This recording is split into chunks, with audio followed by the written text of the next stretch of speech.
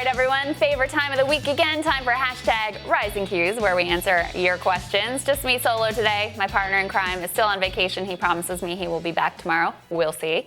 All right, first question up. After the Cori Bush and other progressive wins, will this actually aid the progressive left in asserting power in the House, or will the caucus remain fairly toothless? That is the question of the hour. I am going to err on the side of some cautious optimism.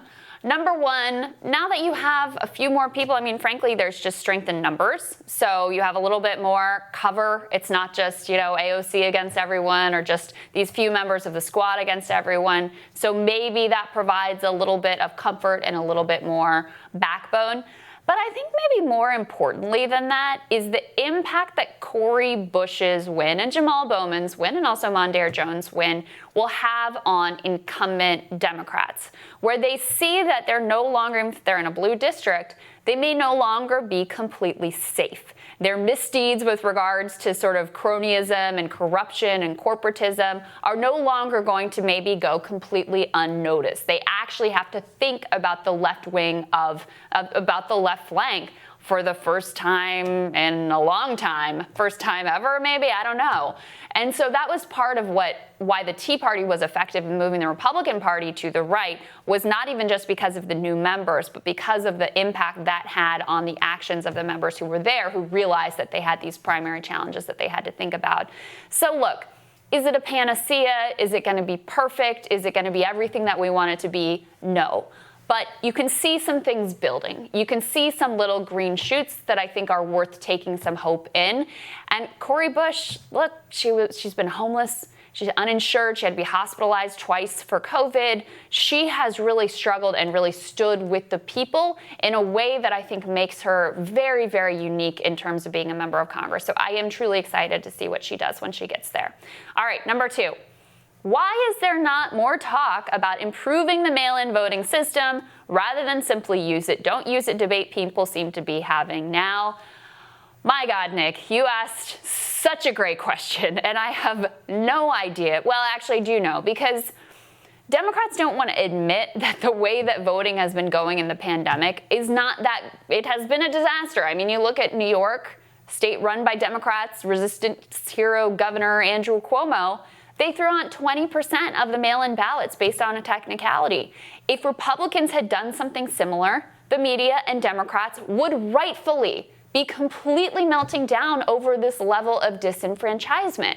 So we have to be honest about those things and prepare ourselves so that November is not a complete and utter catastrophe. But I think the reason they don't want to be honest about it is because they're afraid of giving Donald Trump a talking point. And look, I get it. He's been a bad faith actor on these things. He wants to use these sorts of problems, legitimate problems in the electoral system, to call into question the results if he loses.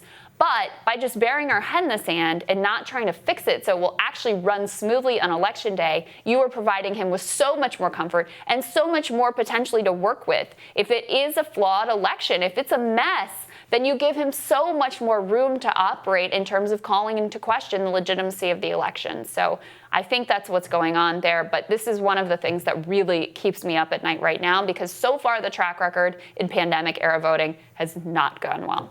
All right, last question.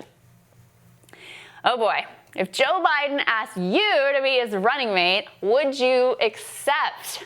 All right, so it's hard to answer this question because a universe in which Joe Biden would ask me or any sort of member of the Bernie left, and Nina Turner, for example, or Sarah Nelson, or anyone else in the Bernie left to be his vice president, is a completely different Joe Biden than what we know reality to be.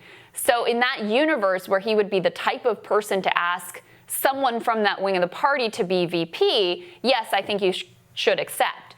But we don't live in that universe, so I don't know if this is a cop-out, but so it doesn't there's no way to answer, because I think that universe doesn't exist. The one we live in is one in which that absolutely positively would never happen.